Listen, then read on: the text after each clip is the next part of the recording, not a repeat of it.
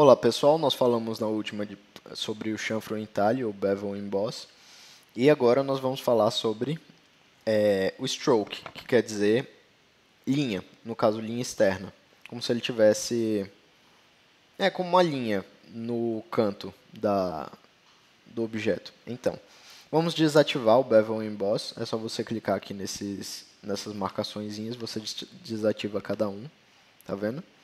E vamos ativar o stroke.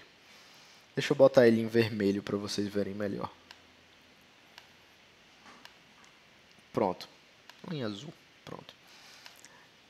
Não sei se vocês estão vendo, mas o stroke ele tá bem, a linha está bem no canto da bola.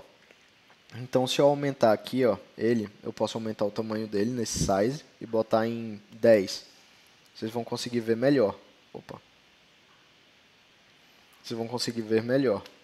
Se eu colocar em 20 ou 65, aumentar aqui, ele aumenta para fora. Por quê? Porque ele está na posição outside. Eu posso botar inside e ele cresce para dentro do objeto.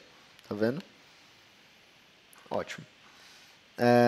Você também pode mudar a opacidade disso daqui. Ou seja, ele fica mais clarinho. Você pode mudar a cor do stroke para, por exemplo, verde. Posso aumentar aqui a opacidade de novo. E eu posso mudar o tipo de mistura que a cor vai ter, mas isso daí eu vou explicar depois para vocês. Isso daí todos as camadas têm e eu vou explicar isso certinho em outro tutorial. Vamos desligar isso daqui, stroke, e vamos para o próximo, que é o inner shadow. Não vamos deixar o stroke aqui, para dentro. Também pode ser no centro, ele cresce do centro para dentro e para fora ao mesmo tempo. Vamos colocar ele para dentro, em verde mesmo. Um cinza escuro, pronto. Vamos colocar ele num cinza mais escuro aqui. Um pouquinho para dentro. Não, cinza mais claro mesmo. Quase um branco. Vou botar ele aqui para dentro. Assim, pronto. E agora o inner shadow. Não, vamos assim, inner shadow, ou seja, sombra interna. O que é a sombra interna? Você pode mudar a opacidade dela, mas se você ver aqui, ela é uma sombra bem que está dentro do objeto. Eu vou deixar a opacidade em 75. Vou aumentar o tamanho dela para 20. Ok. E vou colocar a distância dela para 10, para vocês verem direitinho. O que é a distância? Não, 20 mesmo. 20 também. A distância é a distância que tem a sombra do objeto, do centro do objeto. Então, se a sombra fosse o mesmo tamanho do objeto, ele estaria 20 pixels para a direção do ângulo do objeto. Ou seja, está vendo esse ângulo aqui? Se eu mudar o ângulo, mudo o ângulo da sombra. Mudo o ângulo aqui, mudo o da sombra. Mudo o ângulo aqui, mudo o da sombra. Então, se eu aumentar a distância, aumenta a distância para esse ângulo. Se eu aumentar o tamanho dela, o size, ela aumenta para dentro. E se eu aumentar o choke é como se fosse o sufocamento da sombra. Então veja que ela fica mais concentrada quanto maior eu coloque o choke. Tá vendo? Até que ele fica quase um stroke, uma coisinha, enfim. E aqui você também tem controle de contorno. Você pode colocar a sombra direta, como está agora. Pode colocar ela em cume, entre outros. Enfim, aí é com vocês vão entender certinho. Vocês entenderam mais ou menos, eu espero, no último tutorial que eu falei sobre isso. E agora vamos para... Peraí, deixa eu ver quanto tempo a gente tem. Bora lá. Vamos para o inner glow, que seria brilho interno. Vou colocar isso em amarelo mesmo, amarelo bem clarinho. Você muda a cor aqui ou você pode colocar em um gradiente. Eu vou colocar em um degradê. Eu vou colocar essa cor aqui. Você pode mudar a opacidade e o noise, que eu vou explicar depois. Então, vamos colocar isso. Você pode colocar da quina dela, começando da quina, ou do centro. Se eu clicar no centro, veja que ele vai preencher tudo e ele vai diminuir ou aumentar daqui para cá. Não como estava, que ia ser daqui para cá, entendeu? Enfim. Se eu aumentar aqui o size, o tamanho, ele aumenta e você vai ter um brilhozinho por dentro. Eu posso aumentar o choke, que é a mesma coisa da sombra, e aumenta a densidade dele. Tá vendo aqui? Vou botar ele azul aqui para vocês verem também como é que fica. Enfim, e colocar do centro, por exemplo, eu posso diminuir o choke e posso aumentar o size para dentro. E veja que o brilho está mais na parte de dentro mesmo. Tranquilo? Bem, e o noise é o seguinte. Vou colocar daqui. Se você aumentar o noise, você vai ver que ele fica meio estranho, meio quadriculado. Isso é para que ele tenha uma melhor visualização num ambiente mais claro. Já que o brilho é algo claro, se eu tiver em outro ambiente claro, ele fica muito apagado. Então, para eu melhorar isso, o que eu faço? Eu coloco um noise para ele ficar com um contraste maior. É isso. Deixa eu ver se a gente tem tempo de explicar o setting. Bem, vou lá. O setting é aquele efeito de luz em uma esfera, ou seja lá qual for o objeto, de sombra no caso.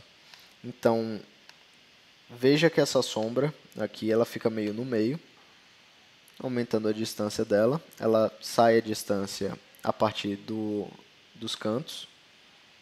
Posso aumentar a esfumaçada dela e ele faz parecer uma esfera, realmente. É para isso que serve o setting. Eu não uso quase nunca, então não vou entrar muito em detalhes nele. Color Overlay, eu mostrei para você, basicamente você coloca uma cor por cima.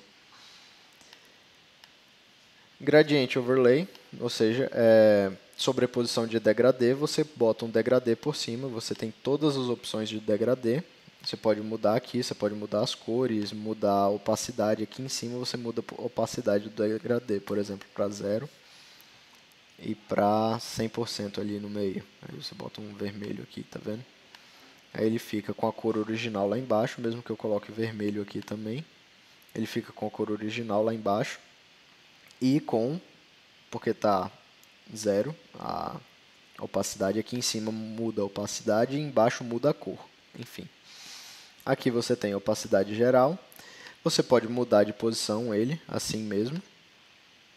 Você pode mudar de linear para em raio ou em ângulo, refletido ou diamante. E você pode mudar o ângulo dele para seja lá qual ângulo você quiser e o tamanho. Ok? Vamos para a próxima. Deixa eu ver se tem tempo. Temos tempo. Para a próxima. Aqui você pode mudar o padrão. Do mesmo jeito que tem textura, tem padrão. Mas a diferença da textura e do padrão é só que a textura é 3D. O padrão não é. Ou seja, se eu colocar isso daqui, ele não vai ter aquela sensação 3D que tinha antes. Entendeu? Só isso. Mas também, mesma coisa. Você pode abrir aqui, pode mudar por aqui. E você pode botar a opacidade para cima e para baixo para ficar do jeito que você quiser. Outer Glow é o efeito sabre de luz. É um brilho externo. Então, se eu pegar aqui, por exemplo, colocar verde, tem as mesmas propriedades do brilho interno, quase. Aumentar o tamanho dele, ele vai ficar com um brilho na parte de fora. Aumentar o spread dele aqui, ele vai aumentar o círculo interno dele, tá vendo? Isso é o spread. Mas eu vou colocar ele bem baixo, vou colocar o tamanho mais para cima. Eu posso mudar o alcance dele para algo maior, e o alcance dele, na verdade, fica menor. Ou, porque isso, na verdade, é o esfumaçado da qualidade dele, enfim. Ou menor, e ele fica com maior qualidade e mais nítido, mas isso não dá um efeito muito legal, então é melhor deixar uns 50%, ok? aumentar aqui o tamanho dele e veja que ele tem agora, vou criar um sol aqui, botar ele laranja. Na verdade, um amarelo seria melhor porque é um sol. Pronto, um sol. Tá vendo? Beleza. E por último, Drop Shadow tem a mesma propriedade da sombra interna, mas ela é externa.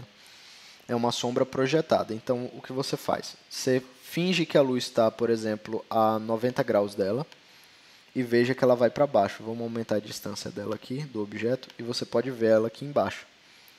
Com 90 graus, com 180 graus, aqui ela para o lado. Você pode aumentar o tamanho dela para ela ficar mais esfumaçada. Pode aumentar o spread dela.